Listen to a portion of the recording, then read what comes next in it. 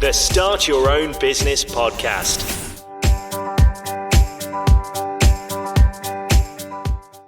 It's now time to meet our guest, Jenny. Hi there, Jenny. Thanks for joining us. Hello, very happy to be here. Thank you so much. I want to begin, if I can, by finding out a little bit about your background. Obviously, now you're a successful business advisor, you're a coach, you're a mentor, but you didn't start out, obviously, that way. You started your first business back in the early 1990s when you were just 23. I wondered if you could tell us a little bit about that business.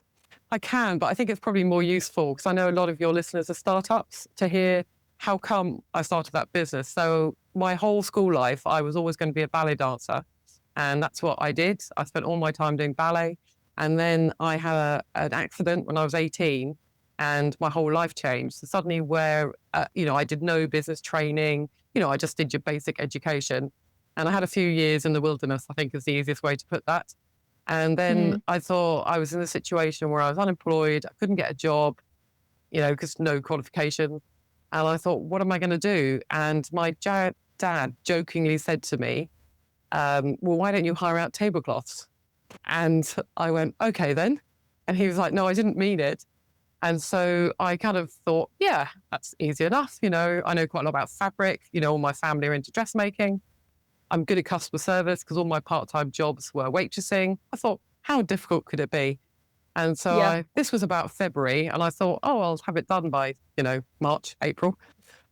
And 9 months later, after a lot of blood, sweat and tears and a lot of frustration, I eventually started the business, and it changed my life completely because I discovered I loved business, which I had no idea about because it's not something I'd ever been interested in or studied.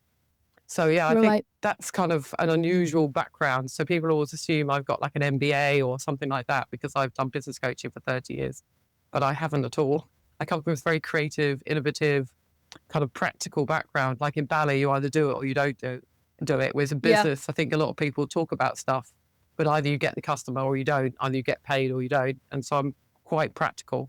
And I love that about myself, when I meet other business people or a lot of business advisors or bank managers. And so they have such a completely different take on things. Yeah. So you came into the business cold. Presumably you made mistakes along the way in those first kind of early months. I think, especially the startup phase, I think I made every mistake. It took much longer. I went to 35 banks because I was hiring out, my first business was hiring out tablecloths for events. So if you get married or film shoots. And so I needed to buy tablecloths. I had no money. So I went to 35 banks and they were all like, you're 23, you've got no money, you've got no job, no chance. Yeah. But one bank was like, well, that's quite an interesting business. Maybe if you come back with a business plan, I'll look at it again. But what I got introduced to was the Princess Trust. And they were fantastic. So they gave me some training and they do force you to do a business plan, which is actually the best thing that can happen. I think a lot of startup mistakes come from the fact we don't do a business plan. And I don't care about having 20 pages of whatever. It's more just the opportunity. My business plan was 8 pages, so not long. It's the opportunity to think through what you're doing, who's your customer, how much you're going to make, all that sort of stuff. And then I just did loads of stuff. So I kept going back to the bank and eventually said to me, I'll match fund the Princess Trust if you call your prospective customers and find out if they want your business. And I thought, cold calling, no, just like, no way, no way. So it took me about 2 weeks to psych myself up. But I called my potential customers and asked those 3 crucial market research questions, which is, I'm thinking of doing this. Are you interested? How often would you want it and how much? So I rang them up. So I'm thinking of hiring out tablecloths. Is that something you're interested in? And to my surprise, they were like, oh my God, yes, definitely. Oh, the supplier we've got at the moment is a nightmare. We just want normal box standard tablecloths, just delivered on time, delivered free. We want this, we want that. And they just had a whole rant. And I just took loads of notes. And then I said, how often would you want it? And they want every week, 52 weeks of the year. I thought, this is good. And I said, how much would you pay? And they said, well, actually, if you could do everything we've asked for, we'll pay you slightly more than we're currently paying. And I rang 10 customers. They all said yes. So then I had to throw out my entire business plan because I'd created these beautiful tablecloths with wonderful fabrics, which they didn't want at all, and throw out all the work I'd spent 6 months doing and start again completely from Yeah. scratch. And what I did was did exactly what they asked for. And then Yeah. that did mean I did no more marketing for the rest of the 8 years I ran that business. So it was the best thing that I ever did. Yeah. Actually speak and get what they want from the horse's mouth. Yeah. And do what they asked, like, Yeah. which is, it sounds Yeah, yeah. obvious, but no one does it. Like, no one does it. So yeah, ask the customers what they want and then give it to them. And so, yeah. Are there any other sort of classic mistakes from that period that you can share with us? In the startup phase, just panicking. I think kind of being scared and panicking. So it would take me 2 to 3 days to do my books. And bear in mind, I have like 2 customers because Yeah. I think I panic so much. And also I haven't got a background in finance and I was learning how to do books. And Yeah. the people my dad was trying to explain it to me, but he was an accountant and I just didn't understand what he was talking about. And he would just be like, Yeah. it's so obvious. Why can't you understand it? How can you be so thick? That was the kind of conversation going on at home. Yeah. And I couldn't get it. Literally 2 to 3 days it'd take me and I would literally sob over my books, finding it so difficult. And so that was another classic mistake. So yeah, I didn't spend too much because I didn't have any money. So that helped. Yeah. Yeah. From there, you went on to start a classical music label, and then you went on to become a business development manager for what was then Prince's Trust, now the King's Trust. And you were working in London. You must have worked, I assume, in that role with hundreds of different types of businesses from all kind of walks of life. I loved it. Because you'd never know what were through the door. I probably set up 50 or 60 rappers. So rappers were quite popular, and particularly because I had a music background. So they gave me a lot of the music business customers. But we also did loads of fashion designers, artists. I had lots of people with disabilities. I had, a wonderful deaf client who ended up doing coding for gaming, earning 80 grand a year. I had, blind clients doing Braille translation. Lots of exciting, interesting businesses. A trainer, a magazine about trainers. It's just fantastic, and you just never knew what was happening. And I think whilst everyone had their own disadvantage in one way, so we had to set up the businesses with whatever they had. Yeah. It was so exciting, and when you're young, you're quite enthusiastic, and even if you're a bit angry and hate the world, you were still like, I'm going to make it work. And there was that lovely enthusiasm, and all the people who worked for the Prince's Trust had that kind of mentality. So it was a great bunch of people to work with. They were young, enthusiastic, and kind of out to make a difference. So yeah, it was one of the best times of my life, actually. And it was quite weird to get a job because they hired me as an employee. And I was a bit like, I don't know about that, because I sold my business and I kind of went to the position thinking it was going to be self-employed. And they went, no, we've got to hire you. And but fortunately, I had a fantastic boss, and I did the first year's targets in 6 weeks. And he said, Blimey. Well, I just discovered I loved it. When you just find something you're really good at and you can just do it so easily. And so my boss said to me, if you can catch up on the previous 4 years' targets, you can have a day a week off. I was like, okay, that's fair enough. It's a good boss. So yeah, challenge accepted. Exactly. So yeah, I think that's one of the best times of my life, that was. Yeah. Yeah, sounds fantastic. So you've been a business coach now for 25 years. You're now freelance business advisor as well. It sounds like you've worked with a huge range of businesses. I wondered, out of all of those businesses, if there are kind of classic mistakes that you see repeated time and time again. Yes. There's 2 mistakes everybody makes. 2 mistakes everyone. Well, there's a few other things as well. But 2 mistakes everyone makes is, one, they don't know what the customers want, as I talked about earlier. And the second is they don't price themselves correctly because they don't take into consideration that it does cost money to run a business. And when you start a business, you don't necessarily understand all the costs. So you price yourself too low. And then there's the whole fear mindset side of things, where people just get themselves caught up in knots with the fear or the mindset of it should work, but it's not working, but it should work, but it's not working. You need to do something about it. Because I think business is ever evolving, and where people think, oh, I've got this dream, I'm going to make it happen, but you've got to evolve with that dream. So yeah, I think Yeah. not understanding the customers and not pricing correctly and getting paid. Like, why do business if you don't get paid? Oh, no. Yeah. Yeah. So why do you think people make those mistakes? Is it purely down to a lack of experience? That's a good description, actually. I think mostly it is. Very few people I come across have ever done any business training, Yeah. even just a small start your own business course, or your website's got such an amazing, resources on there. Any of the piece of the resources on there would help considerably. Yeah. But people seem to look at social media and 10 grand coaches and follow what they say rather than Yeah. proper, sensible advice. Business is trading goods and services. Everything else is optional. And so Yeah. I meet loads of people who spent thousands on training, like therapists and things like that, but wouldn't think of spending £150 or £500 on business training that would actually be very Yeah. useful. Talk them through the basics of business, like cash flow forecasts, marketing, identifying what a customer wants, the legalities of running a business, so they're not scared of the tax office or, Yeah. people are terrified of the tax office. They're quite helpful if you ring them Yeah. up. Yeah. Yeah. And actually that whole idea that often the best people to speak to are the people who have been there, seen it and got the t-shirt, because they can say, actually, here's a shortcut, or this is what I found, and this is the mistake that I made. So make sure you avoid that. So, like in your case, you had run your own business. So it was coming from the horse's mouth from somewhere who, you'd been branded by the pitfalls and triumphs of running your own business.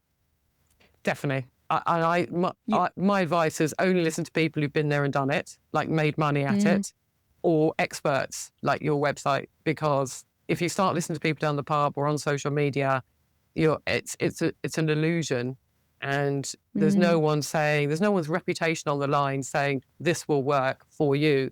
And also, there's lots of business advice out there, but it's finding out what's going to work with you, because different personalities suit different things. Yeah. And I don't think people, a client came to me, told she'd gone to see somebody on social media. She'd booked an hour with them, and they told her she needed to make 40 cold calls a day. And she was the shyest woman I've ever met. And I thought, that's never going to happen. But actually what she did was something that would be very easy to send out as a freebie to email people. And then they could just book it, and she never needed to talk to them, which would suit her much better. So I think taking your own personality into consideration helps. So you get a business that suits you rather than just a business that you hate running. Yeah. So the purpose of today's episode is to talk really about those classic business mistakes, and we've come up with a list of 6 of the kind of most common culprits of problems in business.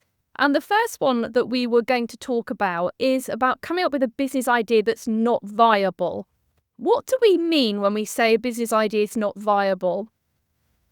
I just say it's shit, but sorry, I don't know whether, because people, you just need to be a bit more direct. So I live in a small market town, and every year probably 10 or 20 people come to this town to open a B&B or a healing centre or something like that, thinking they're going to have a nice life.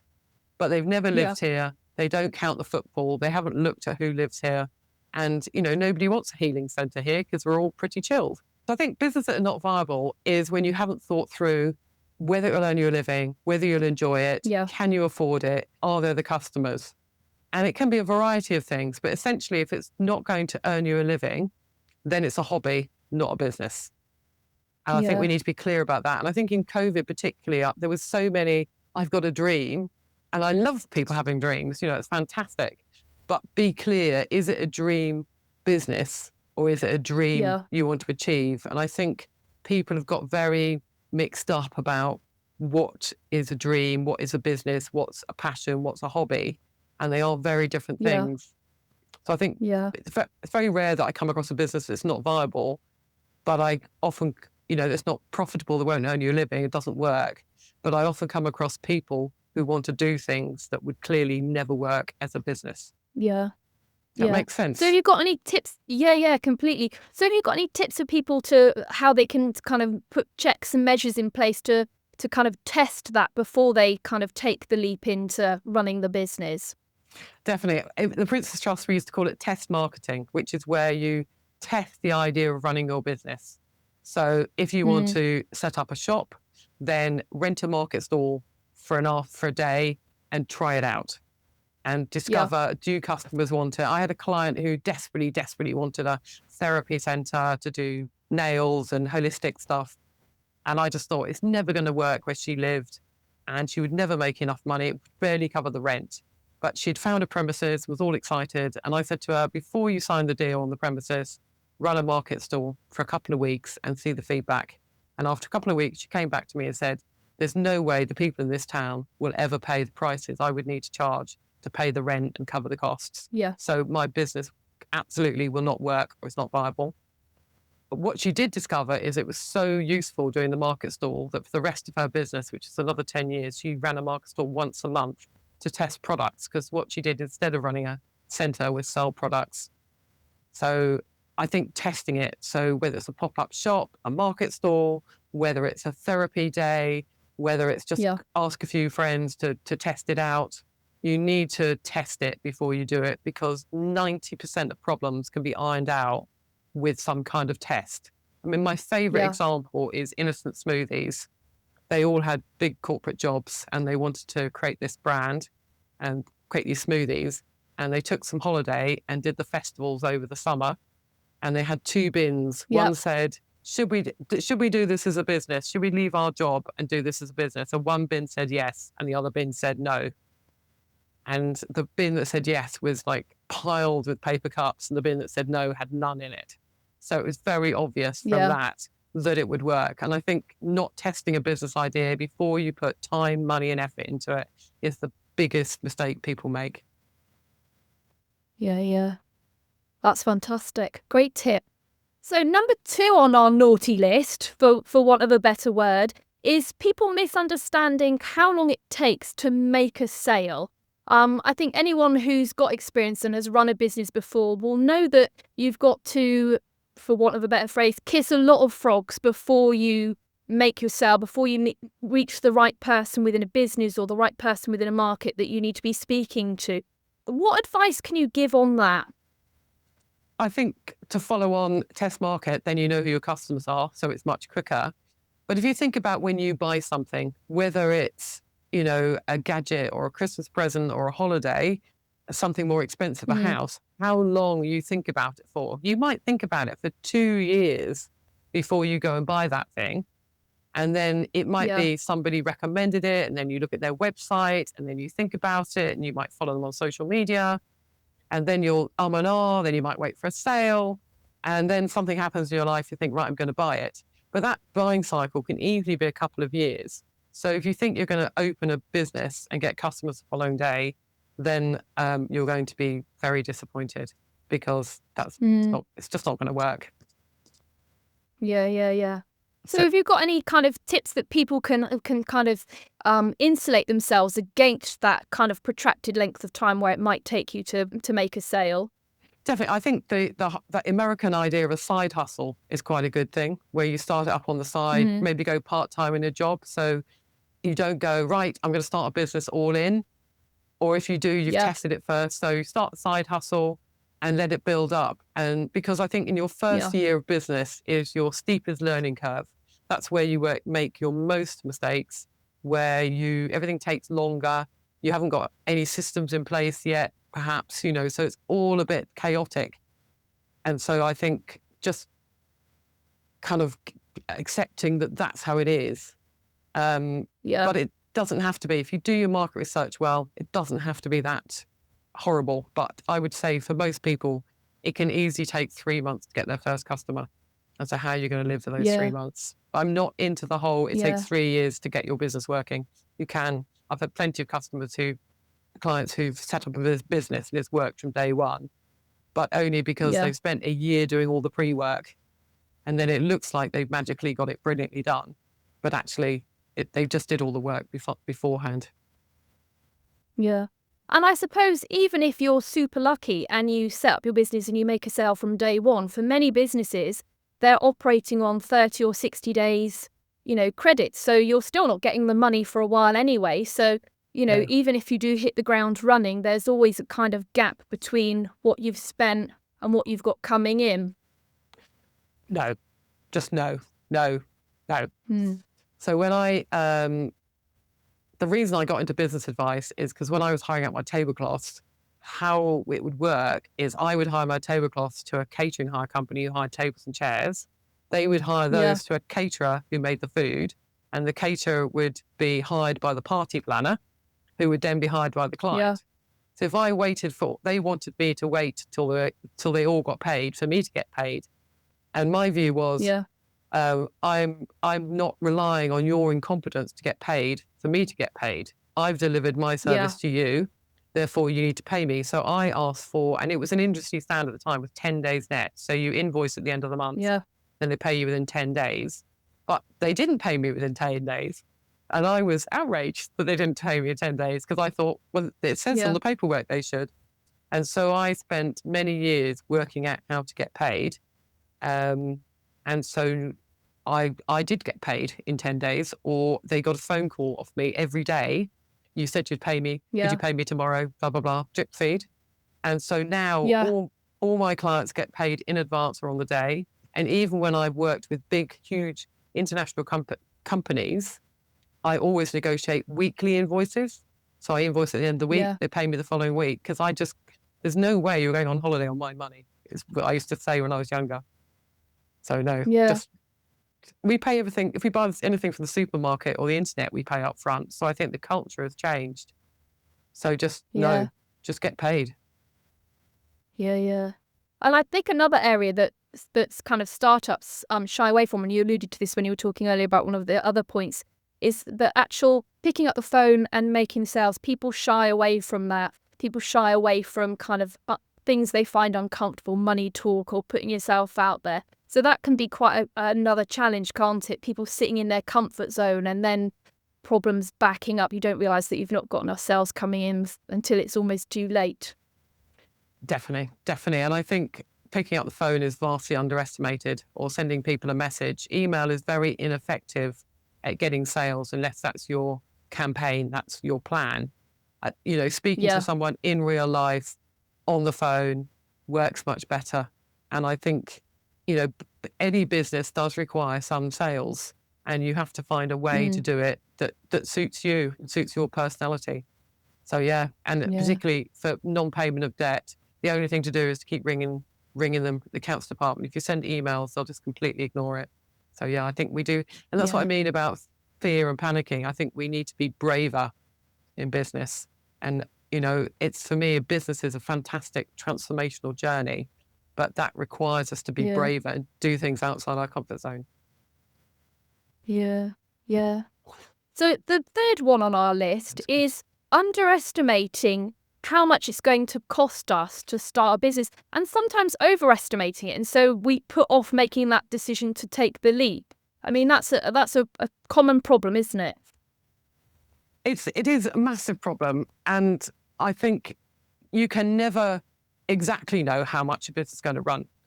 But by working it out beforehand, and really, I encourage people to really embrace finance.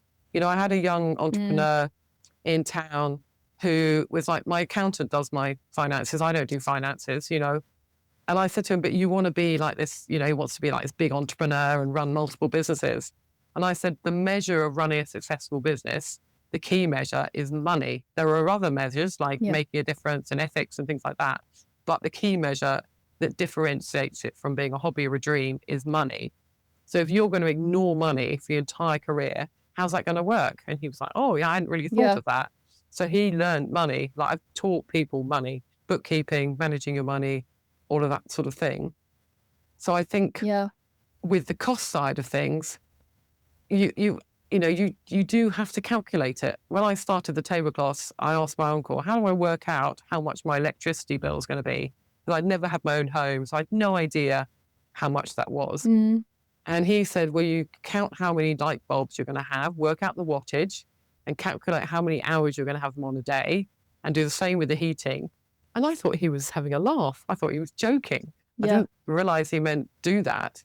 But actually, you kind of do need to do it, but, don't get too much into that detail. But once a year, you do need to calculate all your costs really carefully, and especially Yeah. at startup phase, to find out what they're going to be, then add at least another 20%, because your costs will definitely be more than you think, and you'll definitely earn less than you think. Yeah. So most people overestimate their income to begin with by about 50% and underestimate their costs by about 20%. And so if you're only going to make 20% profit, you've made a loss.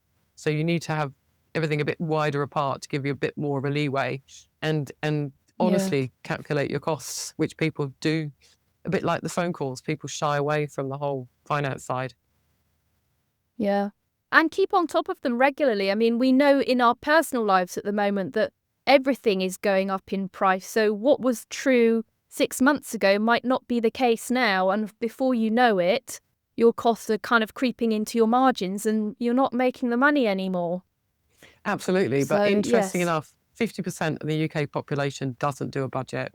And so Yeah. we have to accept that everyone's brains doesn't work for how you solve a problem is do a budget, because that's not how people's brains work. My view is, twice a year I sit down and look at my personal, one time I look at my personal finances, one time I look at my business finances.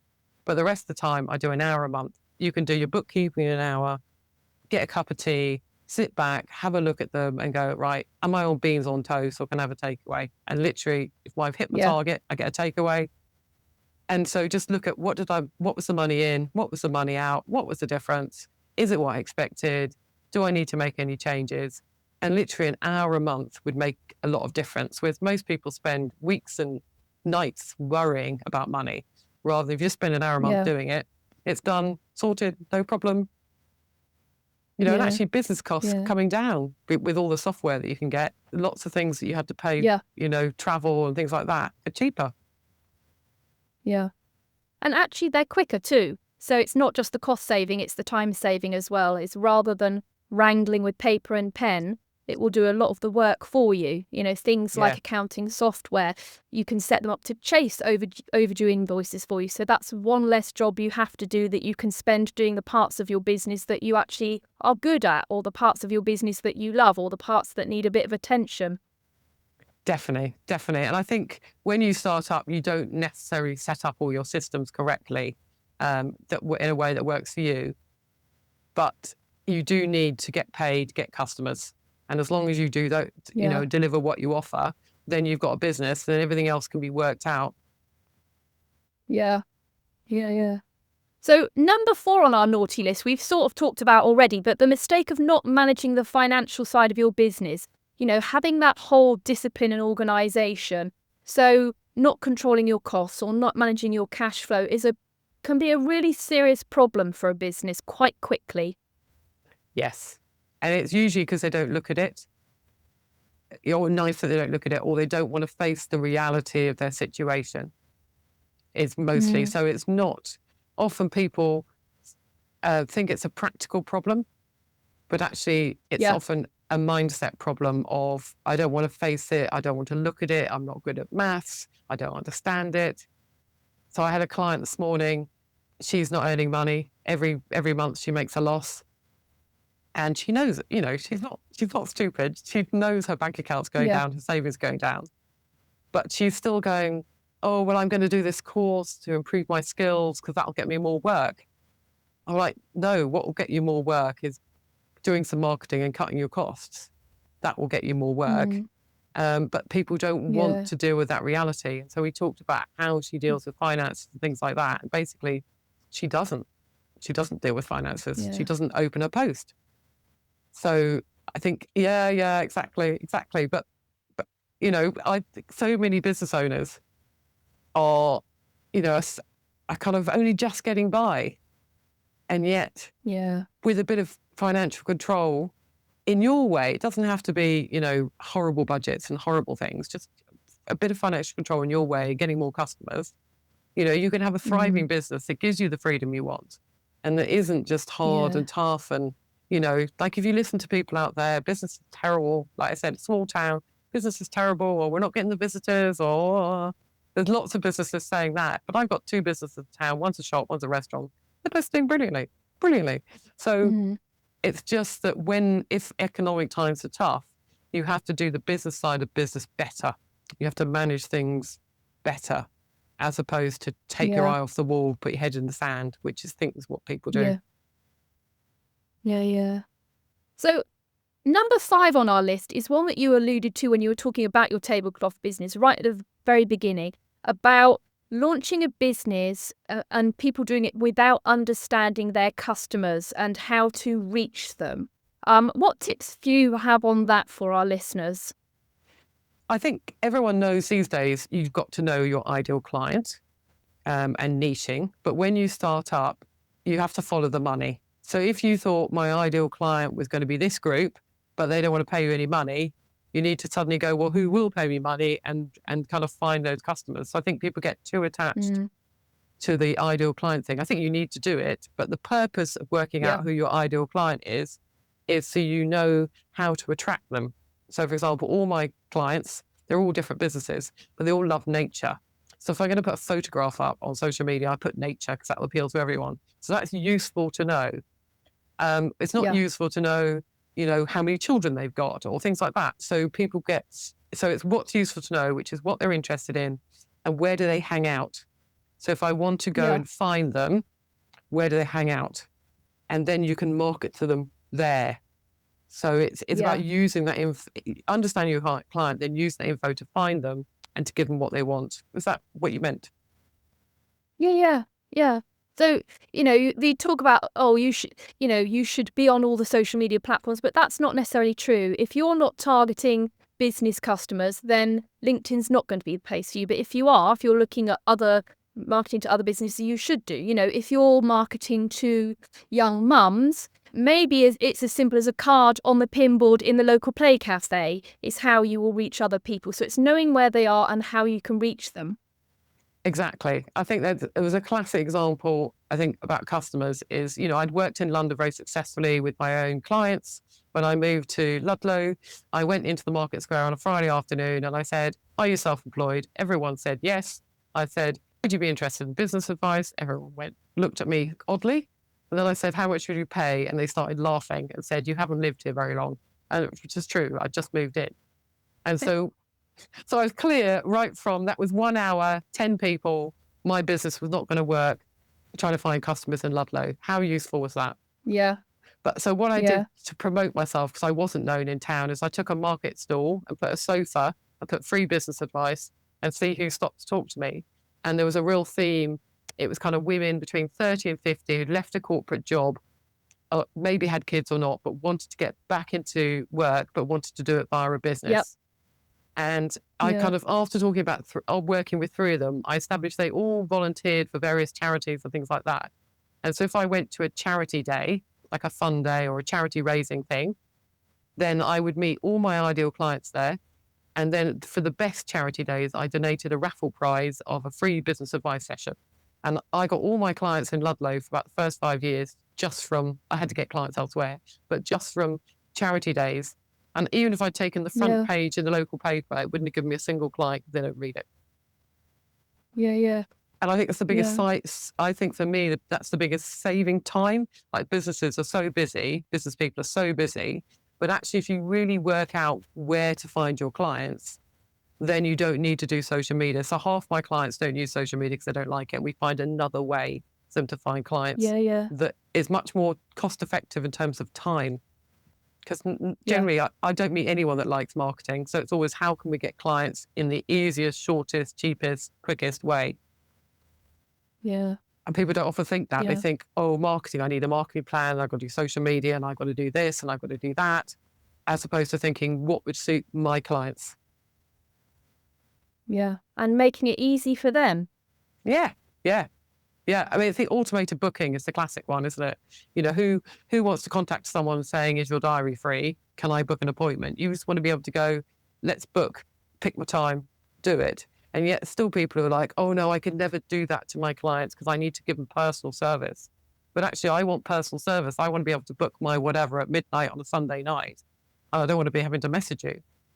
So I think most things, the best outcome you're looking for is win for the customer and win for you. And when you know both of those happens, because you don't want to be contacted on Sunday night either. So that's when you know Yeah.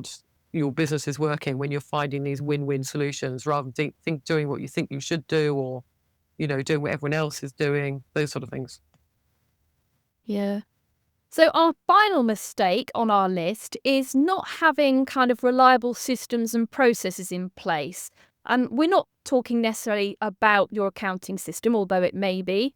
But it's about all your information and records. How can this, impact a business if they haven't got those processes in place? Well, there's a lovely accountant who lives up the road that is fantastic, and I'm desperate to refer her, but I can't because she takes about 6 weeks to get back to you by email. And I just think, well, would I trust her to submit my tax return? And it's so annoying because she's a lovely, lovely woman and absolutely one of the most exciting people to talk about tax to. But I can't refer her because she's so unreliable because her systems are so poor, and actually her reputation has really suffered. And not only that, is she can't charge a lot because she's not going to get customers who are willing to pay good prices because she's so ineffective. So she ends up with the clients who penny pinch, who quibble about price. So then she doesn't get paid always either. So I think on a very basic level, you just need to be a little bit organized.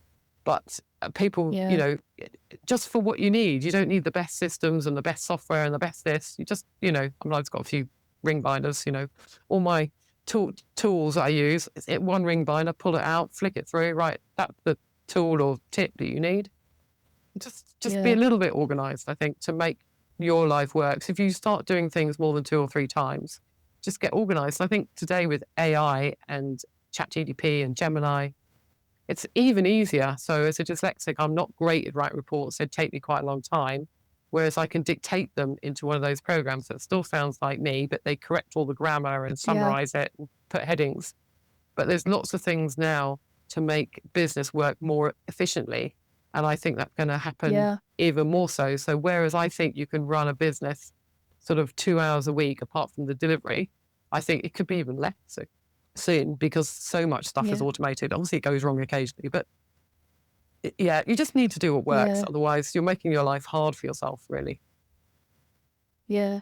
And I think from my kind of experience, when you're working with people who aren't organized, it's very easy for things to then fall into, kind of dispute. Well, you said this, or I thought we were doing that. And if you haven't got a record of things, you can then go round chasing your tail in circles, trying to get to the bottom of what should be happening and who, what should be delivered, or, what the payment agreement was and things like that. So you can waste a lot of time, and you can end up getting into quite costly disputes with people if it escalates out of control just because you haven't kept a decent record of what's been agreed. Absolutely. Absolutely. I mean, anything legal needs to be kept in writing. So payments, exactly you say, payments, legal invoices, agreements definitely need to be kept in writing and filed in a way. I mean, the only reason to file something, you can find it again. So definitely. Or that would be a horrible minefield to go down, especially if you do big jobs like 9-month jobs, because you can easily not get paid for that. Yeah. So there's loads of tips and advice there that we've covered there, Jenny. If you had to kind of wrap up those big mistakes, what advice would you give to people to help them avoid those common pitfalls?